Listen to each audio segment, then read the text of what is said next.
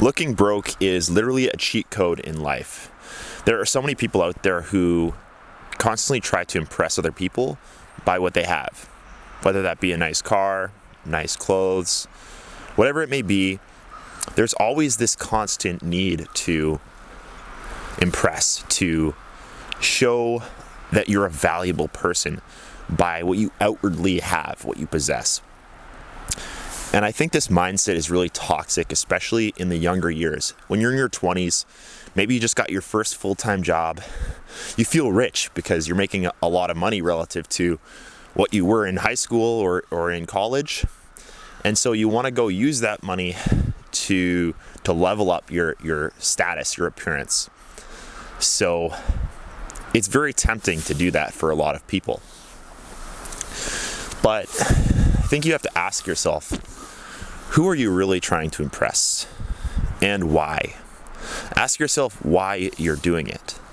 What are you hoping to accomplish? For a lot of people, I think they just want to be validated by others. And maybe that means they're not very confident in themselves and who they are. Now, it's one thing to want to look decent. I'm not saying to go and wear, rags out in public. But at the same time, you don't need to buy a new BMW. I drive an old 2010 Corolla, 16 years old. That car has served me very well so far, and I hope it continues to do so going forward for the next several years. But I drive an old car. I don't need the BMW because I'm not trying to impress anyone. I have goals, and my goals don't involve materialism at this point. In order to build wealth and to really put yourself in a position of freedom and abundance, you need to be very mindful of where you're spending your money. And so if instead of wasting it on all these material goods, if you're instead investing that into yourself, whether that's through education, maybe paying for courses, seminars, or investing in a business like a brand, equipment for a YouTube channel. Like I have a camera here. It's an older camera. It's a Canon 80D, and I bought it back in I think 2017 for around $1,700 Canadian.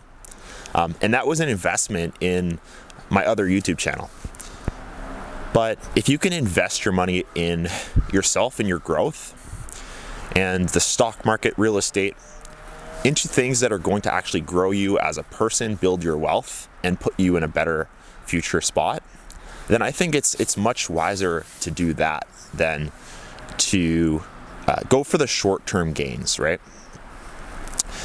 And yeah, I just think so many people are way too focused on how can I look good?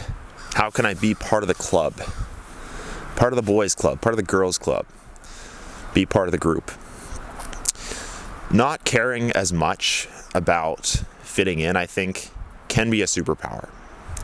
Now, obviously, there's a time and a place for fitting in. I'm not saying that you should be a complete hermit, but rather to really try to understand what your goals are, what your objectives are, and to allocate your time, your energy, and your money accordingly.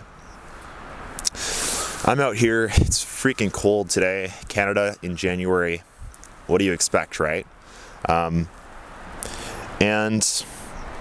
I didn't go out today, so I'm just wearing some old jogging pants. I've had these for probably 3 years now. I've got a few holes in them, the pockets are ripped, and my mom says they look like a diaper, but I still wear them around the house. And I pretty much never buy my own clothes.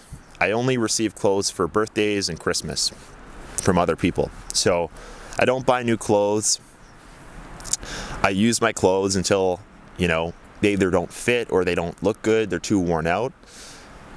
And I find I get a lot of mileage out of the items, the necessities that I do have, like my clothes, like my car. And so instead of going for that new iPhone, just use your old one. I have an iPhone 10, and I had an iPhone 8 for the longest time until it eventually pushed out on me. The battery just stopped working, so I needed a new phone.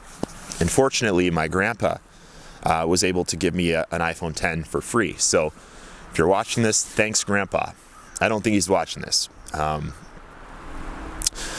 just utilizing your resources wisely is so important. There's this old saying that I learned back in grade school when I was learning about the native Aboriginals, and it goes like this. Very simple quote: "Waste not, want not." So if you don't waste what you have, if you use what you have wisely, you won't want. And that kind of ties in with this whole minimalism movement, that less is more. And I wouldn't necessarily classify myself as a minimalist, but I do prescribe to a lot of what that kind of entails, which is really just using everything you have until its last straw, right? So don't waste your money to impress people. Don't buy that new car, especially in your 20s, your 30s, when you're just building. You're building your money, building your wealth, you're developing yourself. You don't need to be frivolous with your money, just blowing it on things that you don't need. This is the time, your 20s is the time when you should be building, especially for those who want to be successful and live a fulfilled life and a life of freedom, right? So I think of it like a plane taking off from the runway.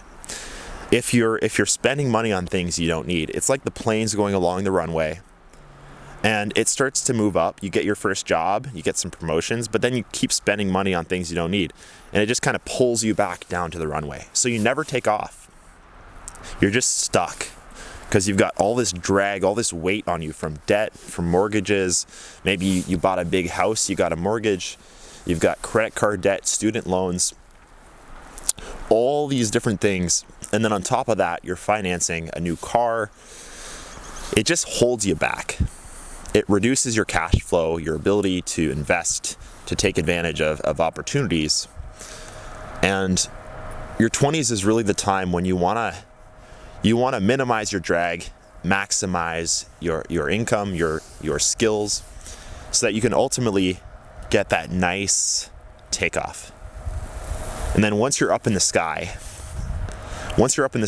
and you've built, a nice portfolio, you've got some good cash flow coming in, you're established in your career, or you have some sort of business or a side hustle going, that's when things start to get easier and you have a lot more optionality with your time and your money. And at that point, if you want to buy the BMW, go for it, right? But in general, the more frugal and strategic, you can be with your money, the better. So I'm always very conscious myself. I've been a very conscious saver since I was 17 or 16, and I got my first job at McDonald's. I was just putting everything away. I remember some of my coworkers would say, "Hey, I'm just going to go blow this entire paycheck on clothes or video games or whatever." And I thought, man, that just seems dumb. Like, you're working so hard here. Like, it was actually pretty tough job. Actually, one of my toughest jobs. And you're just going to go blow it instead of investing it wisely and saving it. So, just a thought. The more broke you can behave, the better. If you have a very high salary, a high income, a successful business, instead of, going out and spending that money, reinvest it in yourself. Grow yourself, grow your wealth, achieve your goals. And again, once you take off, then you can start to use your money how you want. But until you've made it, when you're on the come up, highly recommend just stop trying to impress people who probably don't even care about you, and use that to your advantage. Use that money wisely. It'll put you so far ahead of most people, and you'll just be amazed 10 years from now of how far you've come. So hope you enjoyed this video. I'm gonna head in now because it's pretty cold. But if you like this sort of I don't know what I just said. If you like this type of content, please hit that like button and also leave a comment down below. I'd love to hear what you have to say and your experiences with trying to impress others, saving and investing your money, and what your experience has been. Have you noticed other people around you, your family, your friends, just strangers that are just really not thinking about where their money's going.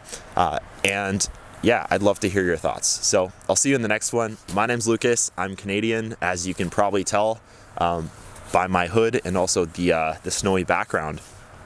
I'll see you in the next video. Cheers.